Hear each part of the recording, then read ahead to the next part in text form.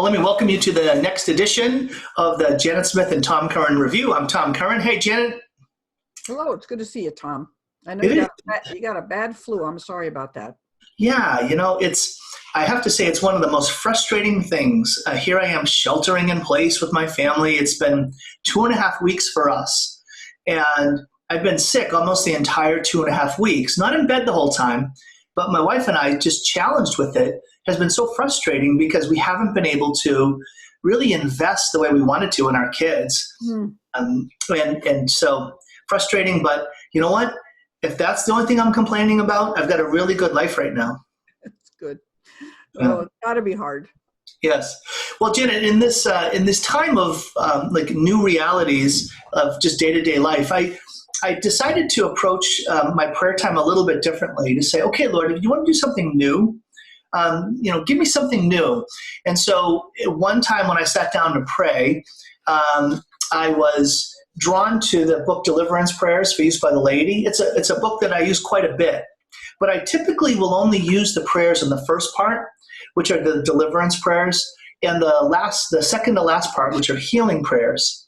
And there's this middle section on prayers of devotion, and I just honestly just kind of flipped through it, but never read them.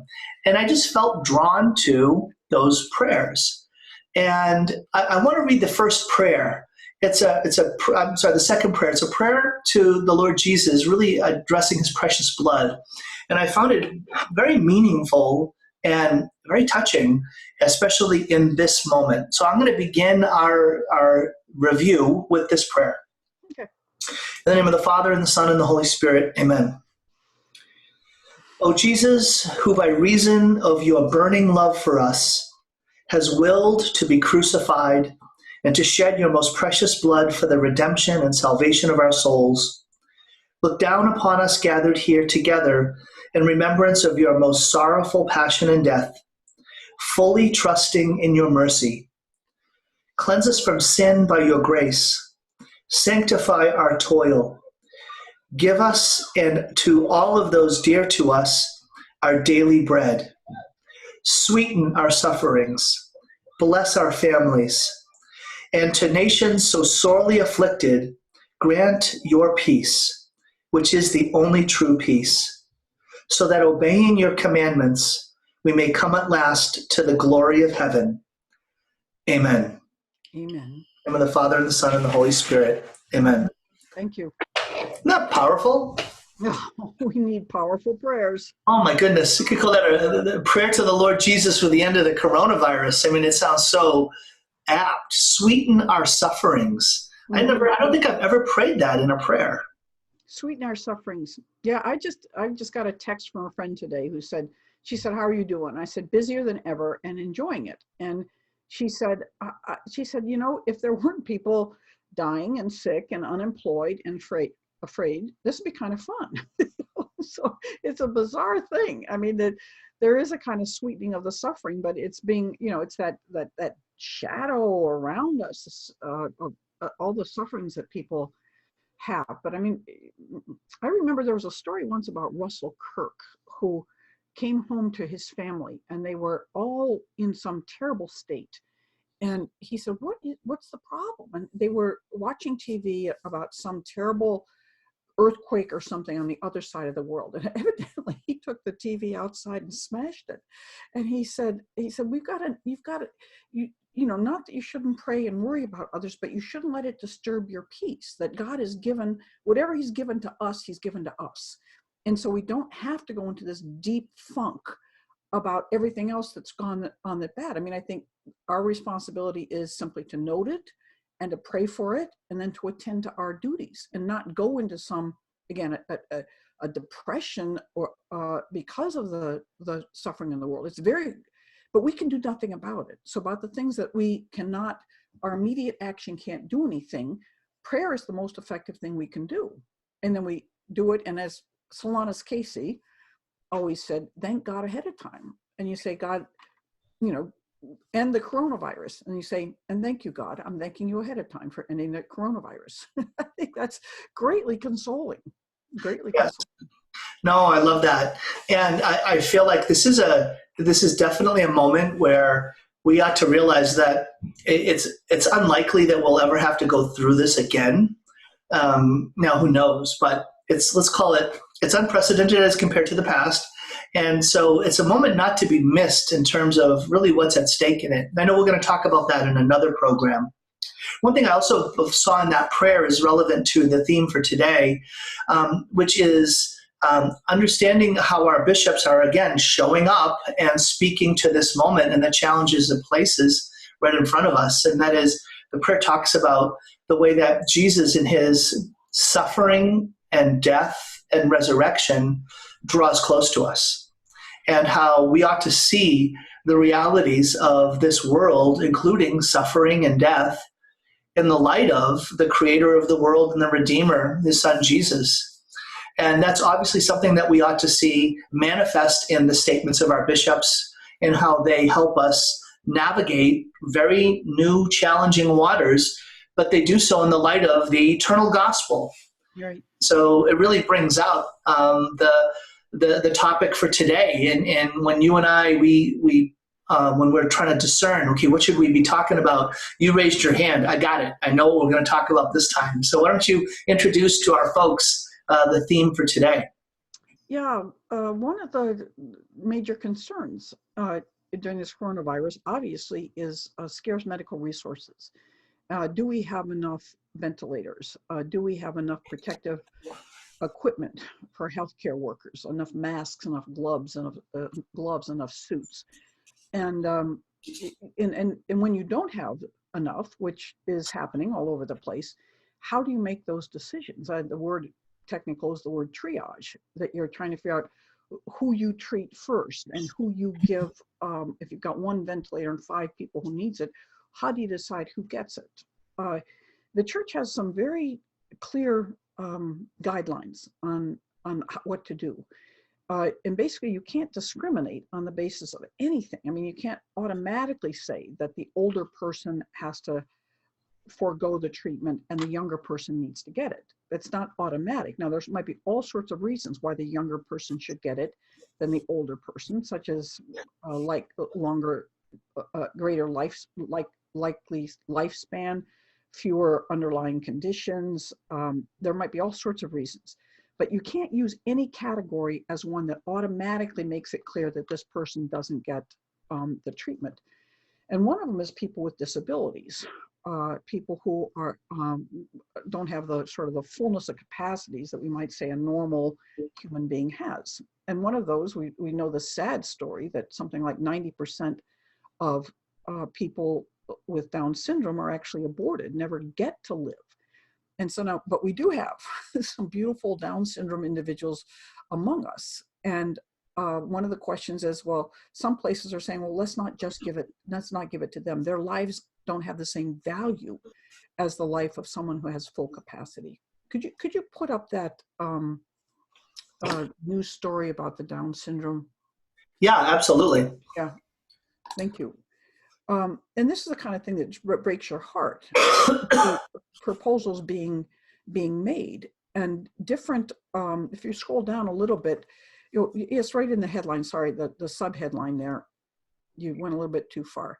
Yeah, that disability advocacy organizations have asked for the federal government to clarify the plans. People who have any kind of disability, Down syndrome or in a wheelchair or handicapped in some way, are frightened because their lives by able-bodied people are considered not to be so worth living. And so if you deprive them of life by not giving them a ventilator, you're not depriving them of much, okay? So the Catholic Church has a great deal to offer on these questions. And last week, the Texas bishops put up a statement. And they do quite a marvelous job. If you go down the page, they make all sorts of compliments, rightly so, to people who are trying to protect the vulnerable. It gives all sorts of good statements about Catholic medical care. Yes, the guidelines should reject rationing of healthcare resources based solely on age, disability, or future quality of life decisions. Again, all of those can be taken into account. but they can't be the definitive factor, the sole factor that governs a decision. Um, again, right, when decisions must be made regarding the allocation of scarce resources, they should be based on objective clinical indicators, the effectiveness of the scarce healthcare interventions in each case. I mean, if it's not going to be effective for a person to put that person on the ventilator, don't do it, okay? Let's see, which clinical criteria indicate can be sustained without indefinite, I'm sorry, it's the grammar's confusing me a bit. All right, acknowledging the poor who often lack access to healthcare proportionate to their need during a disaster. You get people come in or on Medicaid. Again, you're saying the poor, again, this is, we don't see them around here often in these hospitals. They don't get our equipment. It says these critical medical triage decisions are best left. Now, this is where the problem starts.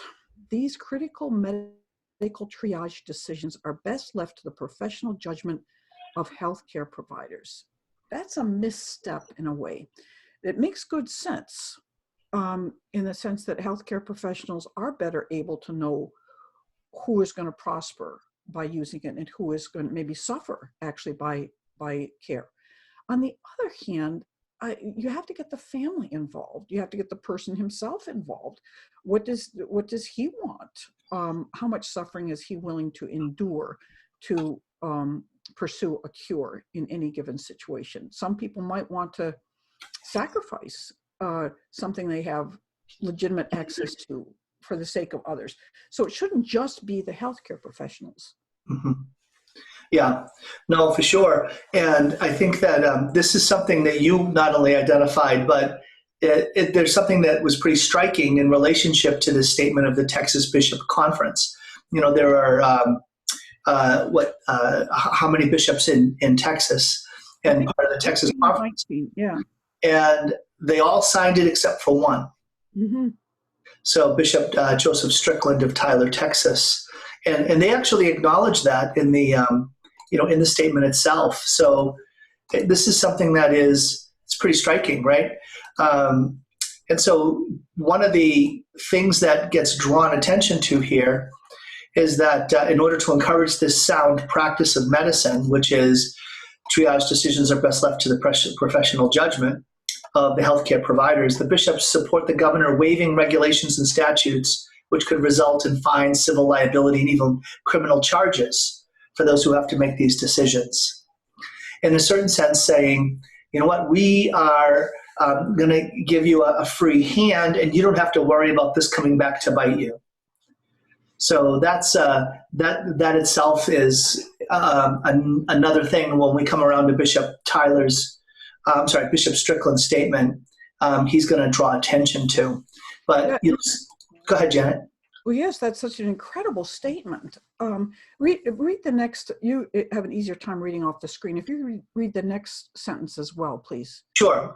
It says, healthcare workers who sacrificially risk their own safety to save their patients' lives should not have to fear punitive action for making the best possible decisions in extremely difficult situations.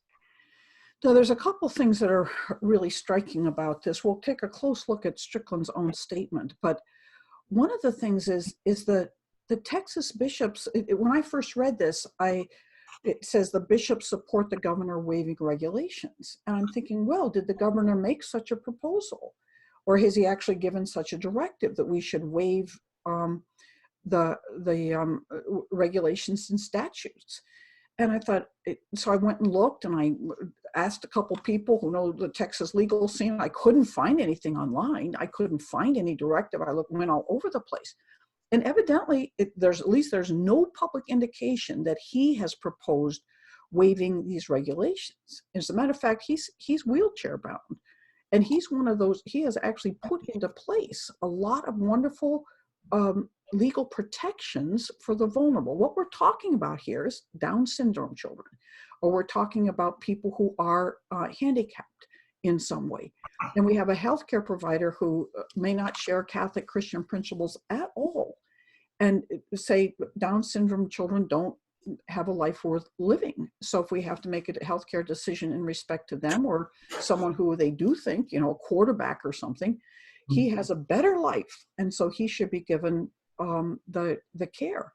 So, well, just anecdotally, so Carrie and I, during more than one of our pregnancies, they would ask, "Oh, do you want to have this test for, the likelihood that your child is Down syndrome?" And we had said no. On the first occasion that this had happened, they brought us back some indicator based on some level of testing they did. We never had them do any kind of amniocentesis, but they came back and they said, we've got some news for you that your child is Down syndrome. And my wife, Carrie, she has a younger sister who is developmentally disabled. Yeah. And so this is not something that was, would shock us, or obviously, okay, if this is the child God has for us, we'll receive this child with love. And then I just decided to ask some more information. And I'm like, how did you come to this? And what it was is that based on the results of her age and some testing numbers that came back, it was a 1 in 87 chance that our child was going to be Down syndrome. But they communicated that to us, that your child was Down syndrome. Unbelievable. So you talk about, what are they hedging towards? What are they seeing as an outcome that they want to push you towards? And I can remember when other couples said to me, "Oh, we got some news." And I said, "Go back and ask the question." And then they found out something similar had happened in their case as well. That's shocking. It's unbelievable to me.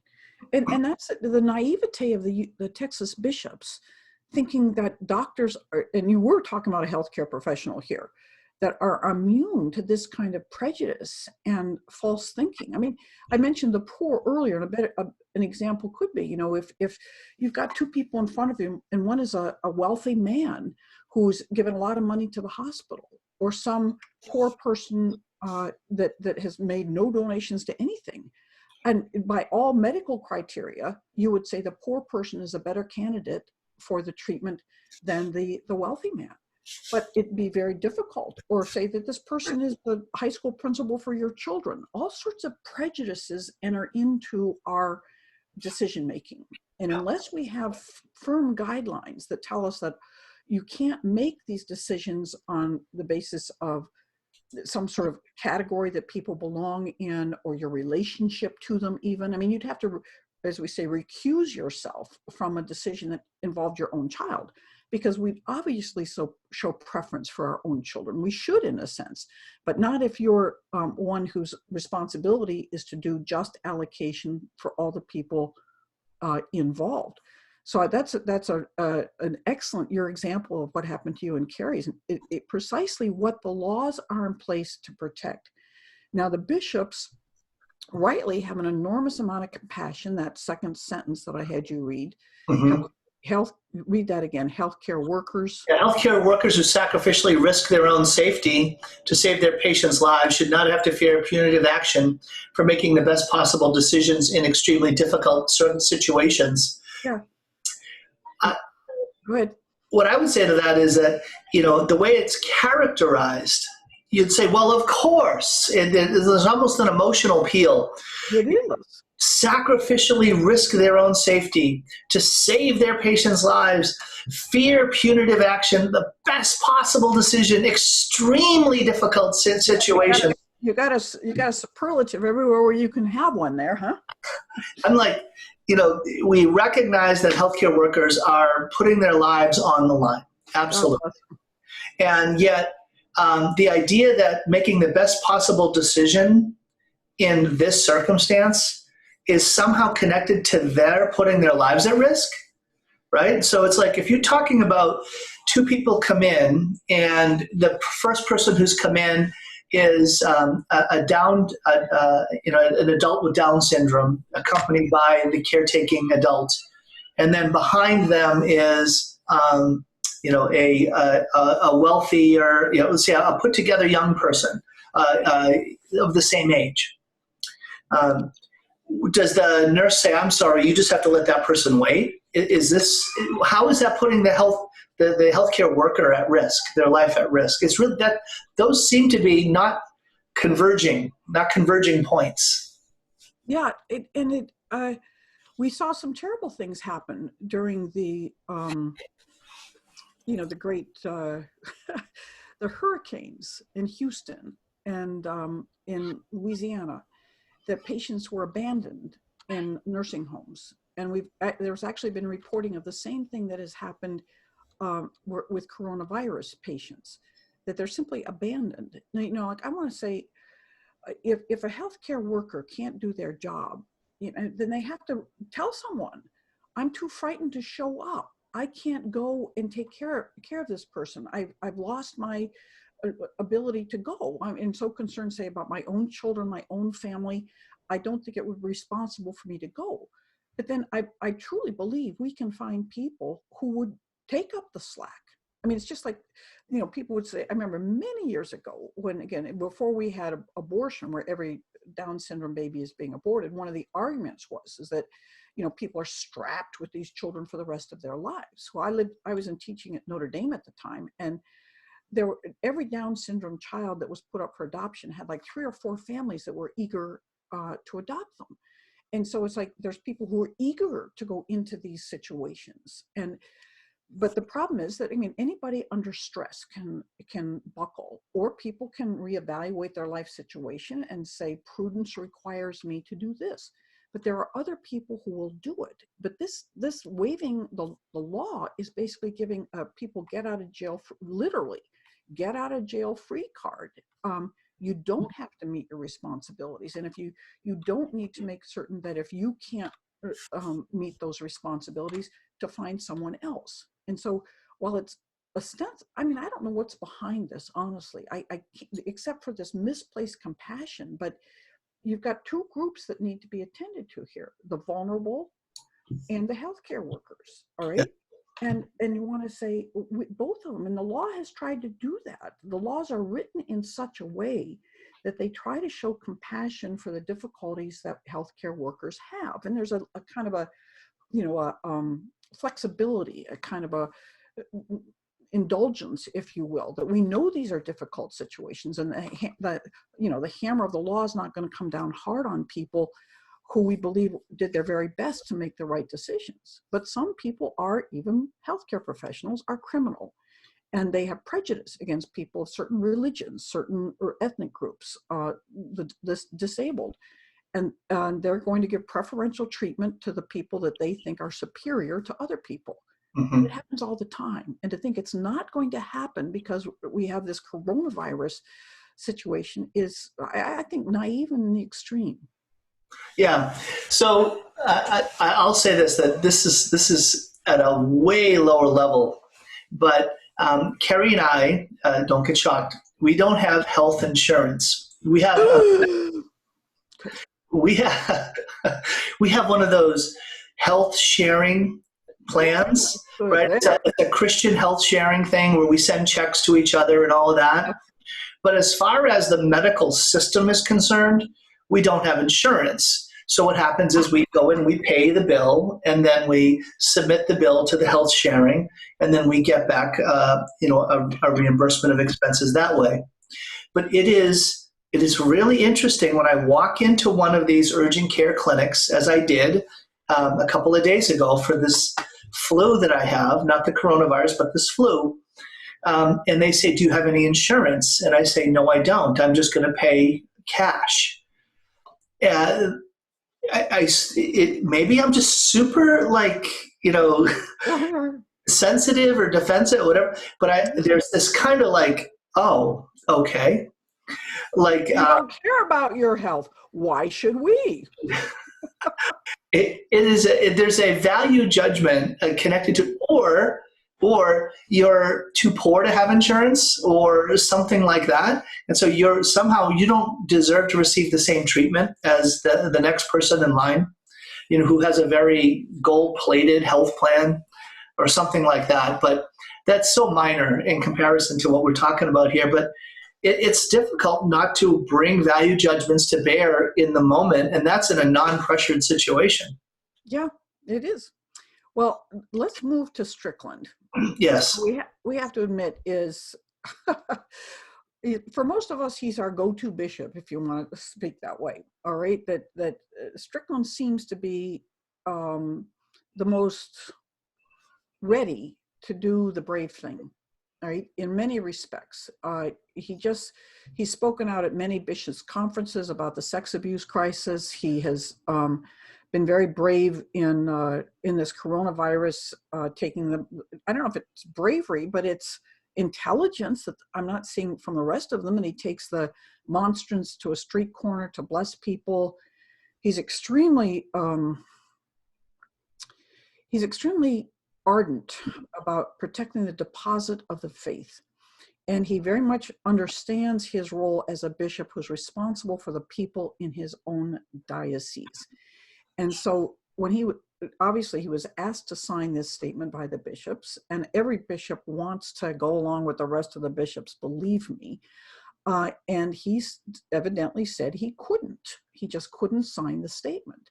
Mm-hmm. He didn't. And then a couple of days later, he put out a wonderfully educative document that really helps people understand why he didn't sign the first one. And interestingly, it's not because they misunderstood Catholic principles of triage, what to do with in a time of scarce healthcare resources. They had a kind of minimalistic statement of it, but it was accurate.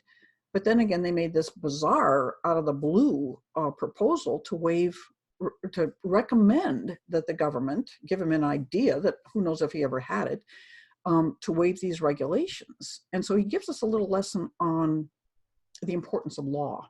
Mm-hmm. You put up that. Yeah, and I'll just, one little comment.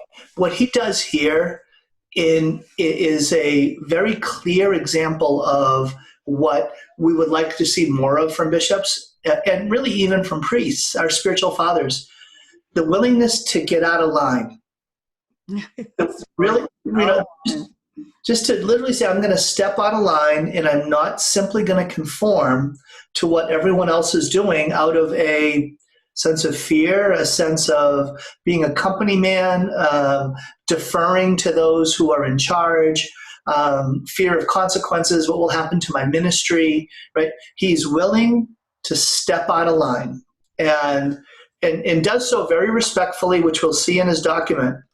So I'm so glad you brought that up, because we've talked in earlier segments about how from the time a young man gets into the seminary, I've been saying they take the backbone out of him, and they tell him right away that you need to keep your head down, stay in your own lane, don't rock the boat, right? And this is just hammered into the young men who come in, or men who come into the priesthood, has been for decades. And so they get out in there, and they just, they're just going to follow the crowd, what the rest of the bishops are doing. And you don't get in trouble that way. You just go whatever everybody says this. And as both of us know, a state bishops conference has no magisterial authority, none. The fact that 3 or 5 or 15 bishops all make a statement gives it no particular force, all right? The only force that a document has is because a bishop has signed it, all right? And he speaks for himself in this document, not the fact that others are speaking. He's now signed it onto it as his teaching. And Strickland's saying, I can't sign on to it. And it said something, it wasn't appropriate for the people of his diocese, by which he really did mean, I can't teach this for my diocese. It's a bit, backwards in a sense, but it's not appropriate that I teach this in my diocese, because I'm responsible for them doing the right and good thing. And this document does not support that.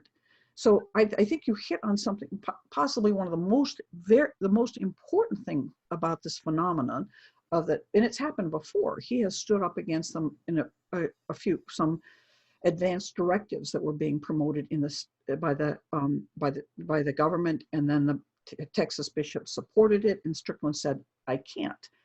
Well, notice that his stepping out of line is identified in both documents, right? It's not a requirement that it would do that, right? So you see in his here, it's highly unusual for a bishop not to join his fellow bishops in such a statement. And I want to explain my reasoning behind my difficult decision, right?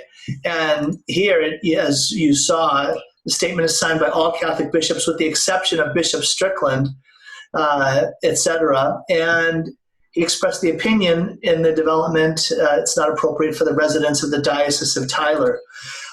How about he expressed the opinion it's not appropriate, period? That's exactly right. And right? he addresses that in his own statement. He says, I'm not saying this is just, I'm not saying that we have a special truth for the Diocese of Tyler that the others don't, but instead he's saying, the reason who knows if he spoke exactly that way? Who knows if he approved that way of speaking? I don't know.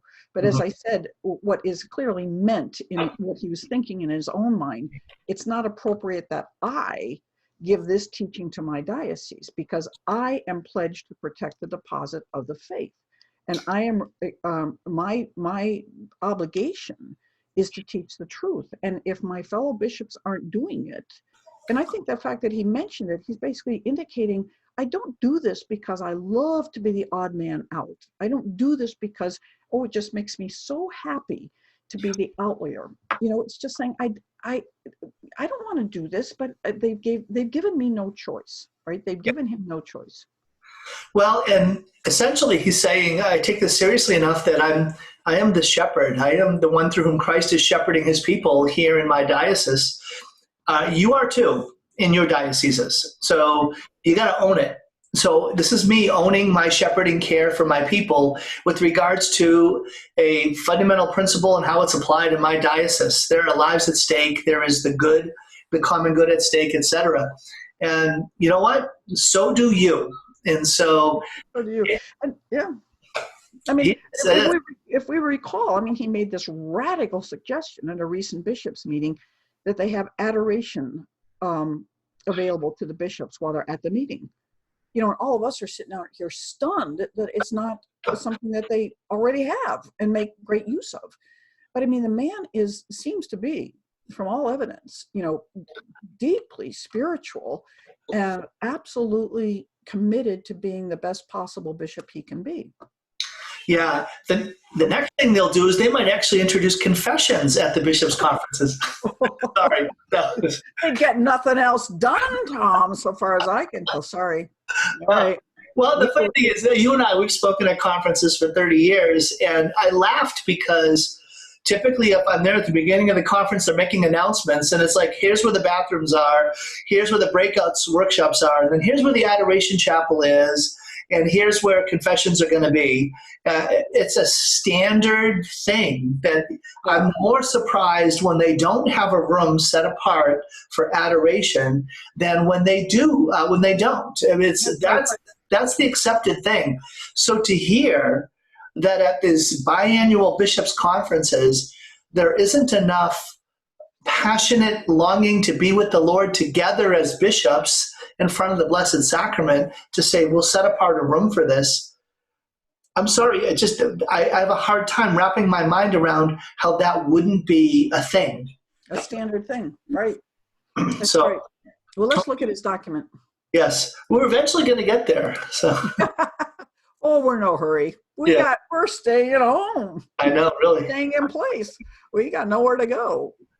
Would you like me to read the first paragraph, or? I don't think so. Well, if you'd like to, certainly. I mean, but I think that it's just very clear that he, first he did some research. He went to went to the Catholic hospitals, and he went to the Office of Civil Rights for the federal government, and he checked to see what laws were in place. All right.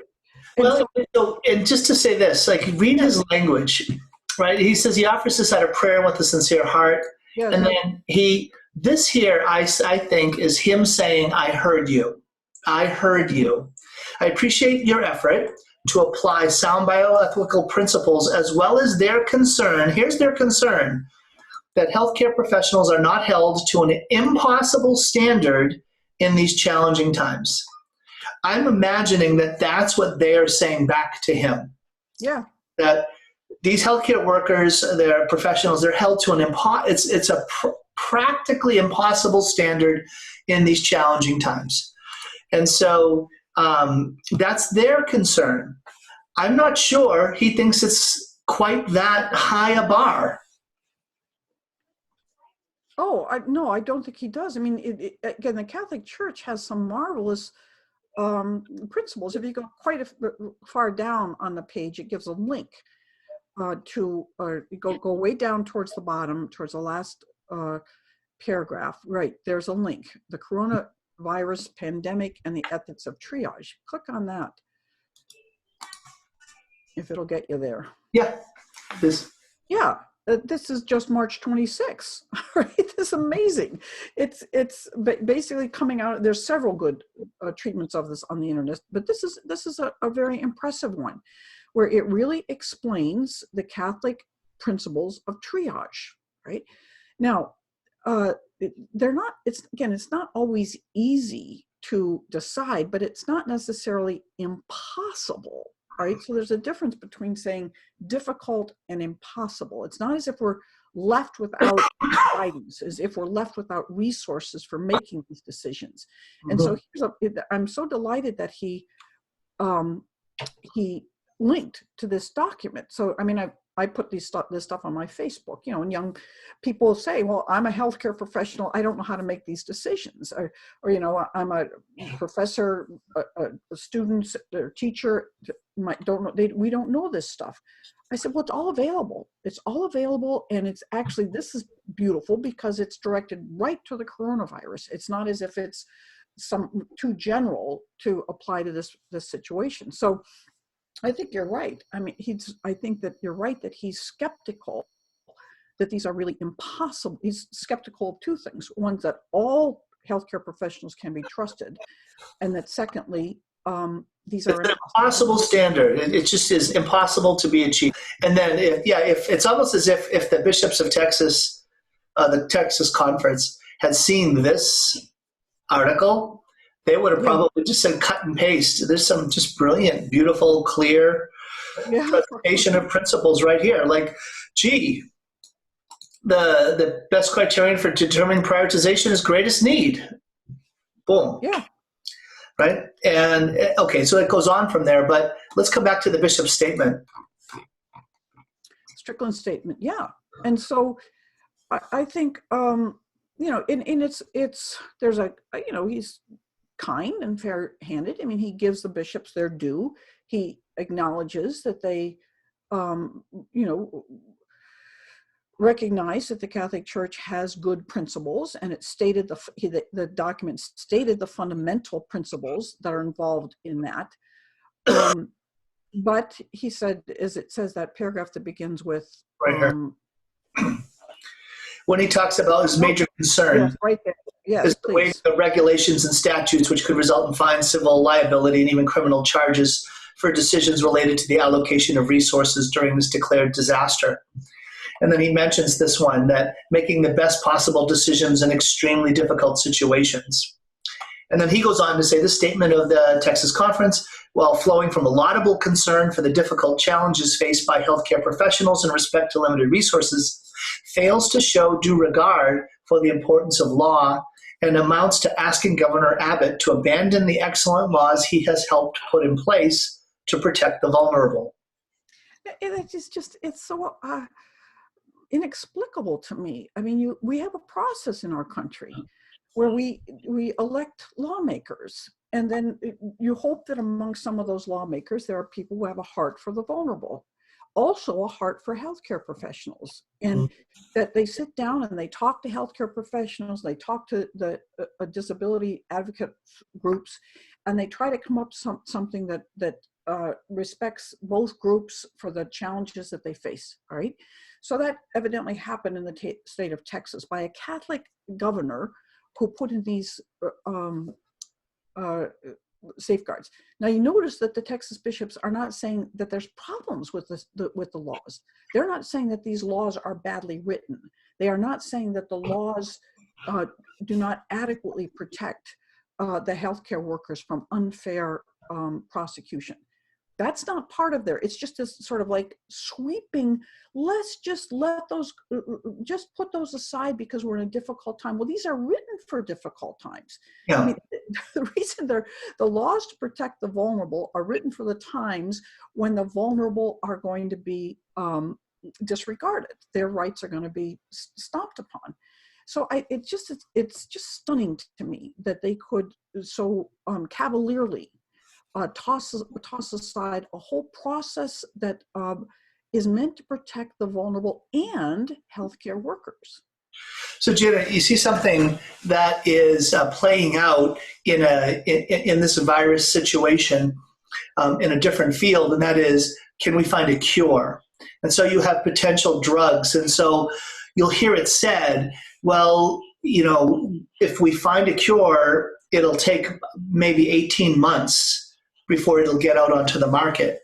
And that's years earlier than it would typically because of the different stages of drug development that you have to make sure it's safe, it's going to be humanized in the right way, manufactured in the right way, the right dose, what's the minimally effective dose, what kind of side effects will come.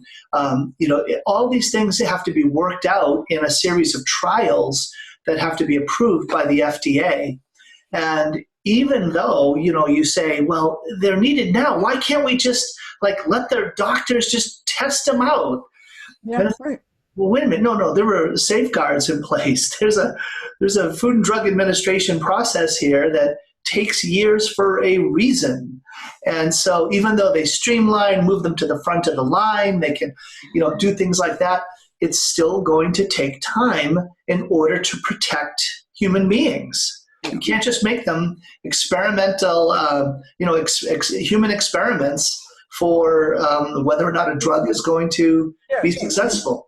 And I mean, everything you said, I totally agree with. Though we have to admit that sometimes there are times to suspend some of that, because you find there's a doctor in France that's doing, I can't say the name, it's sort of a chloride sort of thing.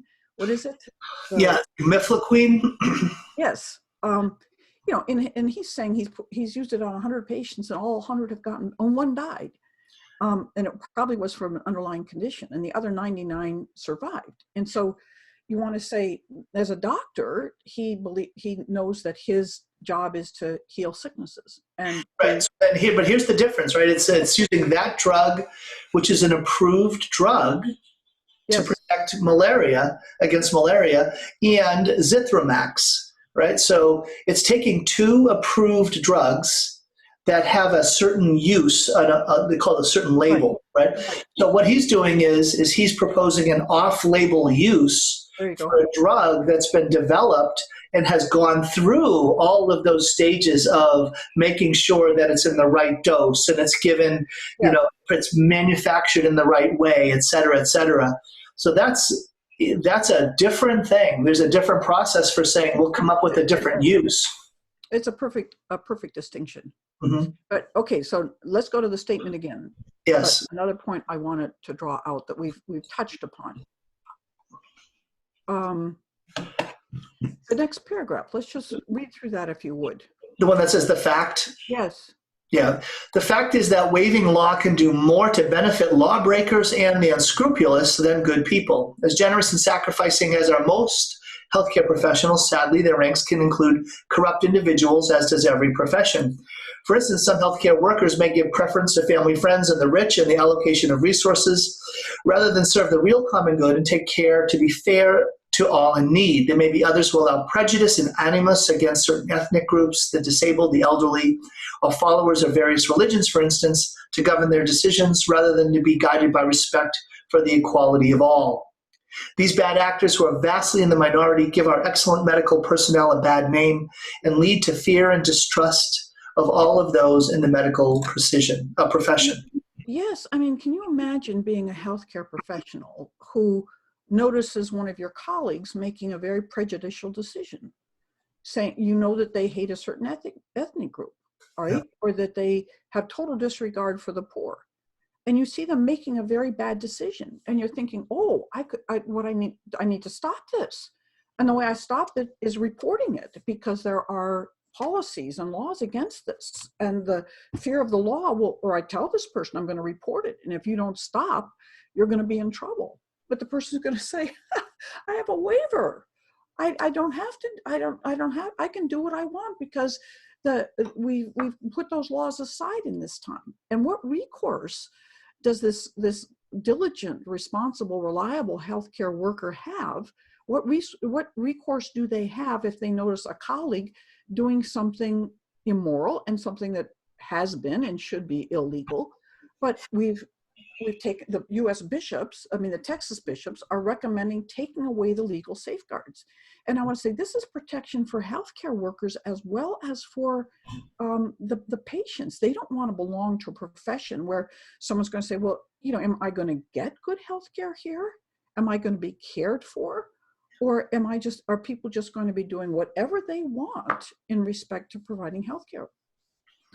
Yeah, it's there's a lot more at stake here than like my wife will joke about, or my dad.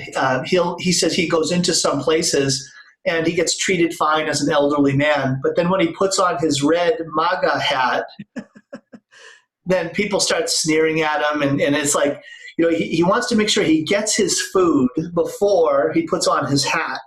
Like, can you imagine, right? The idea that you'd be treated differently, right, because of how you show up. Now, there's not that much at stake when you're just ordering a steak, right? But if you're talking about your health care, the idea that that person's going to come back out into the waiting room or the emergency room and look and say, you come. Okay, now I'm going to look and see, okay, who's this? Let me call this one out. Well, no, that can't be how things happen, right? And we're not saying it does. They won't, in the current climate, if your father needed healthcare and he's wearing that MAGA hat, he just might not get it, because the prejudice is so strong. Mm-hmm. Yeah, so we can hope not, right? These are the bad actors that we're talking about, and this is precisely why the idea of sacrificing the consequences for this in the name of, it was really pressured. There were a lot of people in the in the waiting room. What do you do? There are certain extreme circumstances where it does become maybe practically impossible. I heard stories about the missionaries of charity trying to care, like going into some parts of Africa where there was literally just devastating famine, and they're all coming to their compound saying, take my child because we're all going to die. They just know they're going to all die. And it's like, how do we decide who lives and who dies? And because that's literally what was at stake. And as far as at a very practical level, what were they going to do? But that's not what we're talking about here. Yeah. All right. Let's take one last look at the document. Okay. So let me share this again.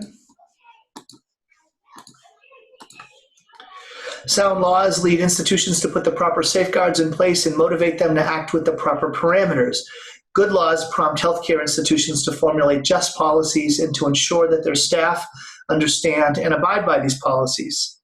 Good laws. Could I just need to stop there? This is, again, fear of the law is a good thing, right? If a healthcare institution thought that they were going to be fined or closed down because they were prejudicial in their allocation of healthcare resources, they're going to have good policies in place, and they're going to make certain that their staff know these policies and are very clear that you don't discriminate against this group or that group in provision of healthcare. Now, if you're told there's not going to be any penalties for that, and you're a busy place, and you're not going to allocate the time or the money to instruct your staff on what the proper principles are. So some of the staff, they might say, I didn't even know what the principles should be. I didn't know how I should make a decision. You say, why didn't you know? I was never taught. And why weren't you taught? You weren't taught because the institution realizes they got a get out of jail free card. they don't have to be concerned about this level of justice to those that they serve. So waiving the law just doesn't compute with me. Mhm. Well, and I imagine that many of these frontline workers are trained in, at least at the bare minimum, here are the practices we have, right? Here are the protocols we follow, even if they don't understand all the principles at work. Yeah. They at least understand here's the protocol, and you see it on the emergency room wall. The one who has the greatest need gets to the front of the line, right? Those can be ignored at will right now in Texas. The MAGA hat people won't get served, and the poor won't get served, and the handicapped won't get served. In some places, not all places, not all people, it's not across the board 100%, but you don't have the safeguards that you had before. And are you saying that that's what is now currently happening in Texas? No, I'm good. But no, if the governor followed the advice of the Catholic bishops in Texas, then that would be something that could happen much more frequently than could happen now. Yeah. Yeah, that is striking when you compare it to this statement, except in Tyler. Except in Tyler, yeah. Let's see what where Bishop Strickland is going to live and die. So yeah, you get out of line, you're not going to go further up the line. So that's right. He's stuck in Tyler. Yeah, and he's probably perfectly happy with that. Mm-hmm. Yes, he's obviously not an ambitious man, because an ambitious man doesn't break with the other bishops. Right. Stay in line. Be a good company man. Be safe. Right. Okay, there's a couple more things I'd like to look at in the statement before we go. We probably should wrap this up soon, but we've covered a lot of the material there. But I think this paragraph that begins in it is undeniably difficult. Yep. Would you like me to read that? Please. Sure. It is undeniably difficult to make the right decision in life and death situations when resources are limited. Fortunately and rightly, the law itself has a degree of flexibility in it that enables judges to be prudent and take into account factors that may lead to questionable decisions, not motivated by malice of any kind, but rather by misguided compassion. Judges, juries, and the public must be understanding and give the benefit of the doubt to healthcare workers. But to suspend the law altogether is to remove a major incentive for ensuring that due diligence is exercised in difficult times and puts the ill, vulnerable, poor, and marginalized at risk. Yeah, as I mentioned before, I mean, the law often has some sort of fudge factor in it. If we're convinced that the person, if someone walks by mistake out of a store with something they didn't pay for, all right, well, technically they're stealing. And they say, oh no, I was just putting it in my cart and I accidentally put it in my huge bag instead. And the law doesn't say, well, you're a thief. It says, okay, it was a mistake, right? And the penalties aren't applied. This could be seen in these instances where someone's, reading the charts and thinking, oh, well, this is a young man. He's got a long future ahead of him. And this is an older person. The older person doesn't. And then you look at it, and later someone says, whoa, that was a bad decision. This young person had a terrible underlying condition and they're not likely to survive. And this other older person actually is quite healthy and is a very good prospect for this treatment and for survival, etc. And you say, and the person might say, oh, I'm so sorry. I see I didn't weigh and balance the criteria properly, right? It seems to me that the law can certainly say, oh, well, a little slap on the wrist, a little suspension, maybe a little probation, very different from one who says, I'm not, there was a governor, you'll probably remember the name, but a governor of, I think it was Colorado years ago, who said that anybody after 65 should not receive any expensive health care because basically your life after 65 is not worth living.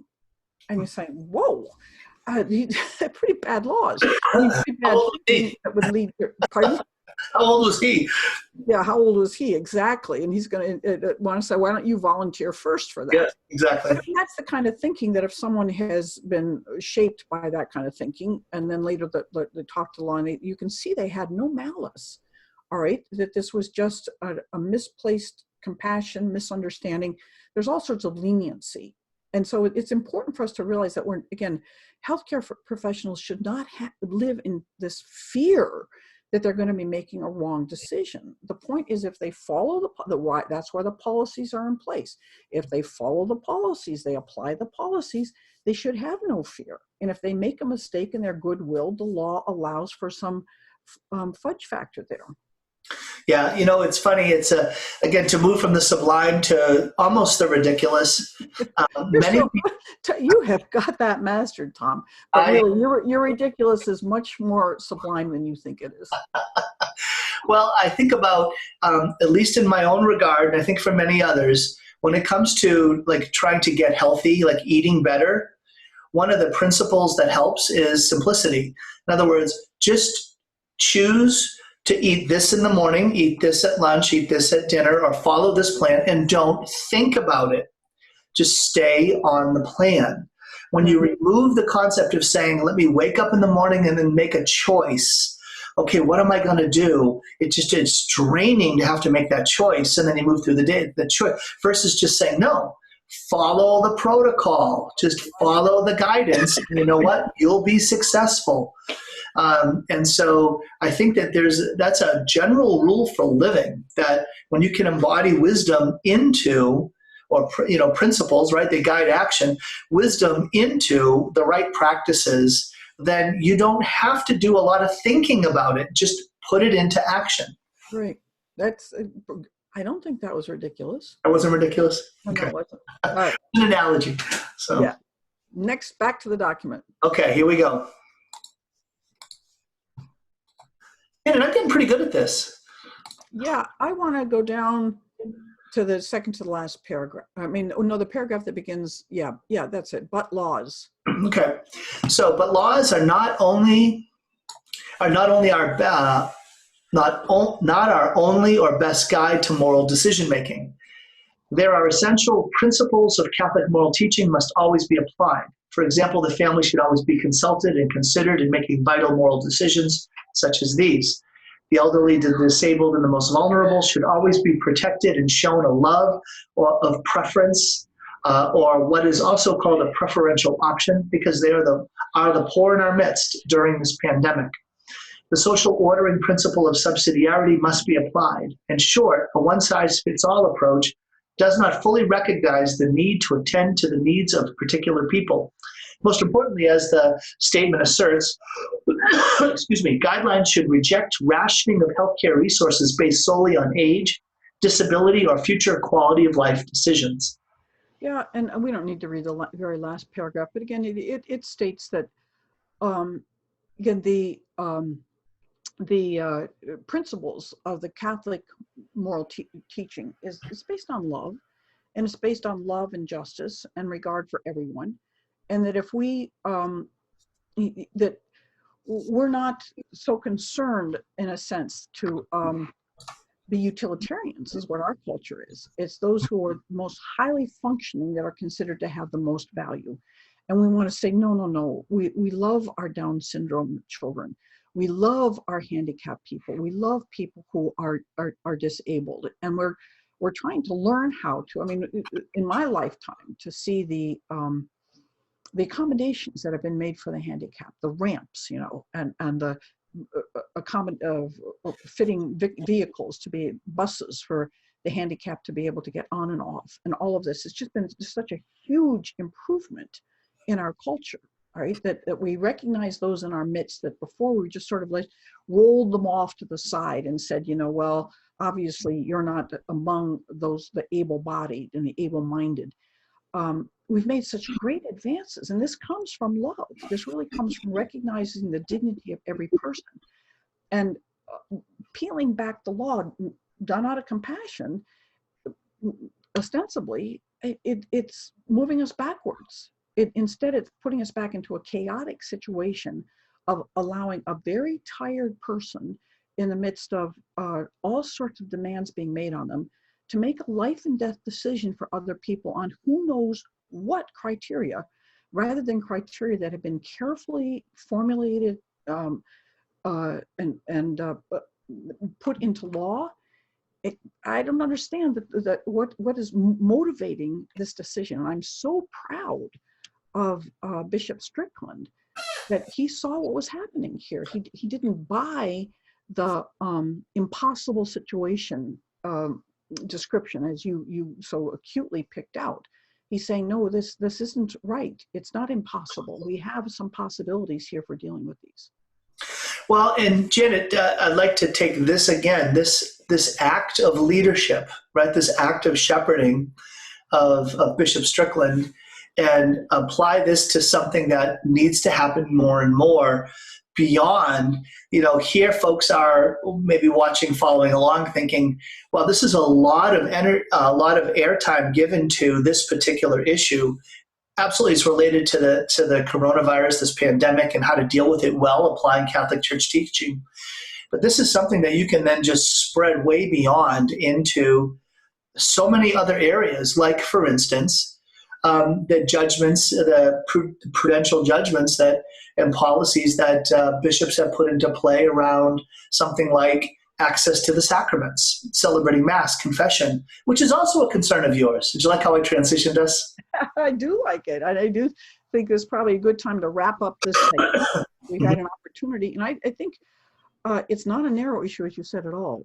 And it's huge. And there's two big things. The respect for law that Strickland is insisting, and then who knows if this isn't more important long-term, is a bishop standing up against his fellow bishops and having the courage to say, I have to be the bishop that God called me to be.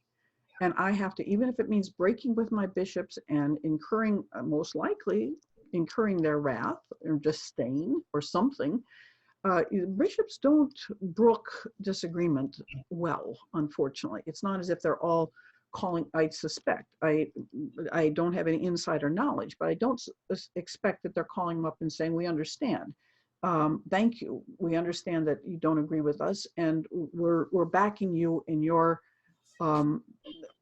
freedom to teach what you understand to be the church's teaching.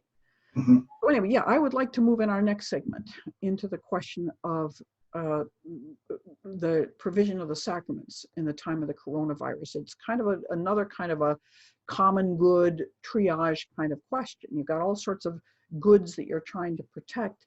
How do you manage to protect people who are suffering from the virus, those who are not sick? And how do you protect them from getting sick? But how do you provide the sacraments to Catholics, which are as valuable to most of us than our food and even our lives? And so we're being asked in many respects to sacrifice something to us that's profoundly important to us.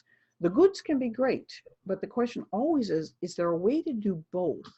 Is there a way to protect the common good and need for protecting the health of others and getting the sacraments to Catholics? So I'm eager to take this up in the next segment. Yeah, absolutely, Janet. I'm very excited to talk about that with you. It's a painful conversation, but I'm looking forward to it. So, okay. And not painful because of my cough, but it's a great time to stop our recording. Thank you so much. I'm really glad you're like another. You're from me. I know.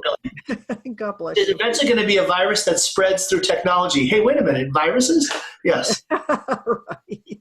All right. Thank you so much for following along, and we look forward to joining us again on the next Janet Smith and Tom Curran review. God bless. Thank you.